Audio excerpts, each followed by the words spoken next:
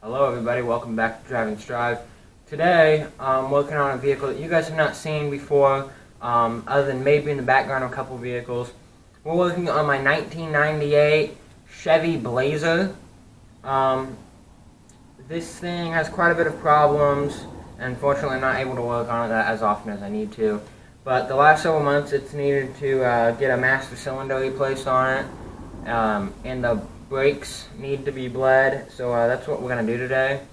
I ordered one off of Rock Auto not that long ago and got delivered last week.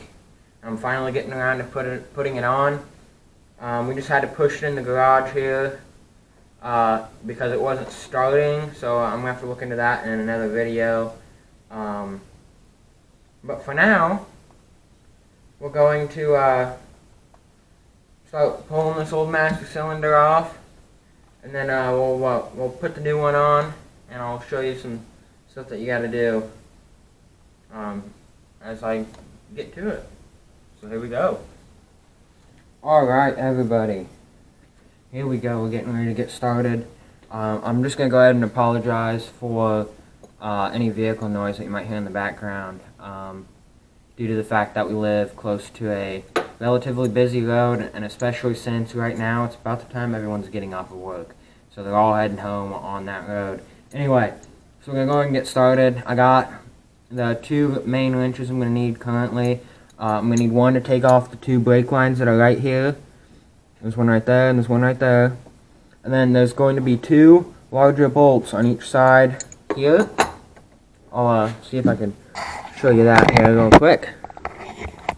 So like I said, there's going to be a bolt there, or a brake line there, a big bolt right there, and another big bolt right here. You can't see it because it's kind of dark over here, but that's what I'm going to go ahead and do. I got my 2 wrenches, and I'm getting ready to take those 2 off. So here we go.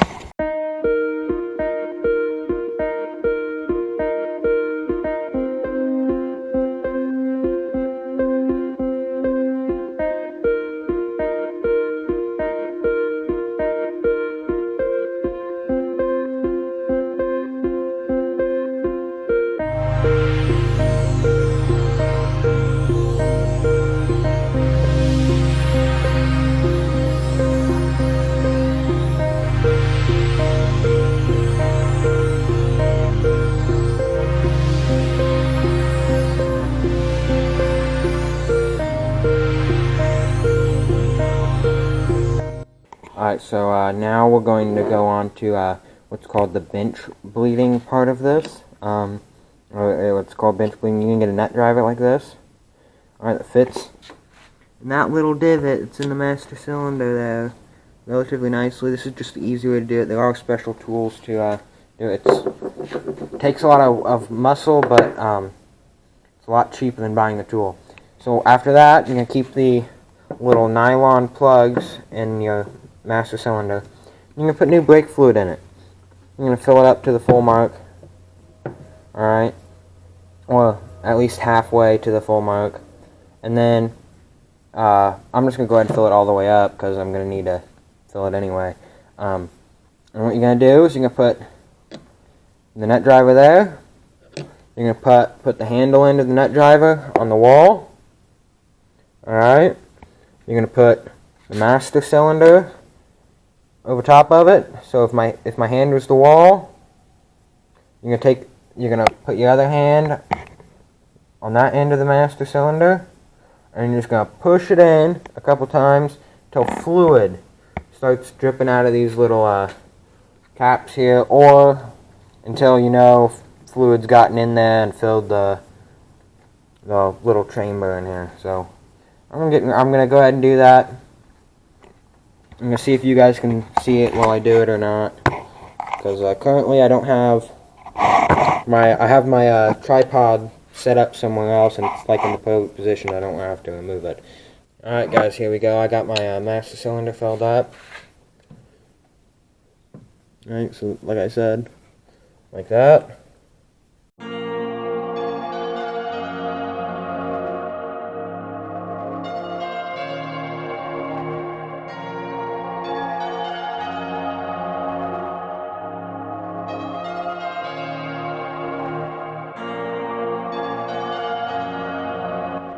now that we got the bench bleeding done, I'm just going to go ahead and leave the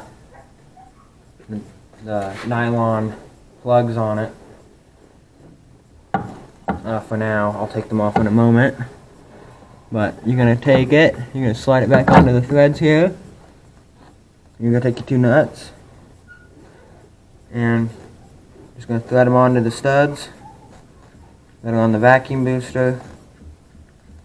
Thread them on all the way.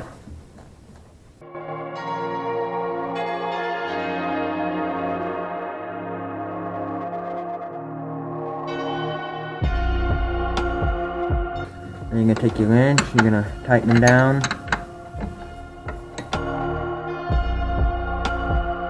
Make sure you tighten them down evenly so it'll go on there square.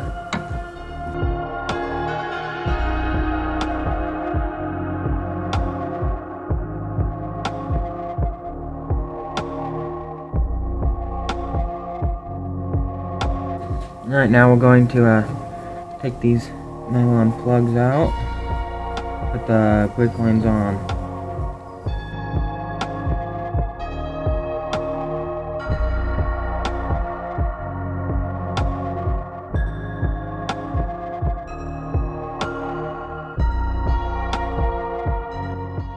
Alright, the lines are now on there, master cylinder is completely put back together. But the job's not done yet. Now what I'm going to do is I'm going to top the brake fluid off. I'm going to jack up one side of the car at a time, pull the tires off, and bleed the air out of the brakes. Alright guys, so we're getting ready to bleed the brakes now. I ended up having to get new calipers for it because the bleeders weren't breaking open. So I got new ones, got them on already. So what we're going to do is we're going to start on the furthest side from the master cylinder. So the master cylinder is on the driver's side front, which means we're going to come to the passenger side rear. We're going to start there, then we're going to go to the other side. We're going to do the driver's side rear. Then we're going to come up to the front, do the passenger side front, and then the driver's side front. And what's going to happen is my dad is going to push the brake caliper, or not the caliper, sorry, the brake pedal. I'm gonna take the cap off of the master cylinder, and then once it gets somewhat hard, I'm gonna break the bleeder open, and fluid's gonna come out. And then once the pedal reaches the floor, I'm gonna tighten it back up. I'm gonna do that a few times, and then we're gonna move on to the next wheel.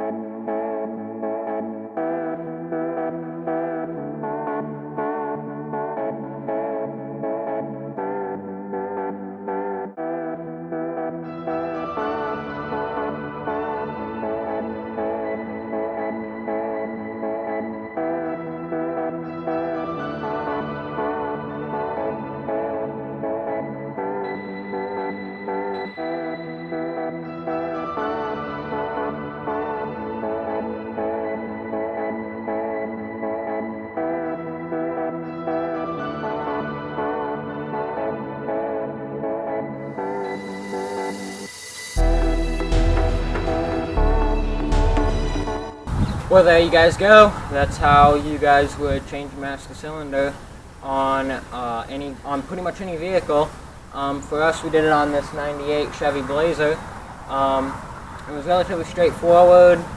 The most time-consuming part, really, for us was bleeding the brakes, just due to that there was a lot of air in the lines. But there you guys go. Hope you guys enjoyed this video.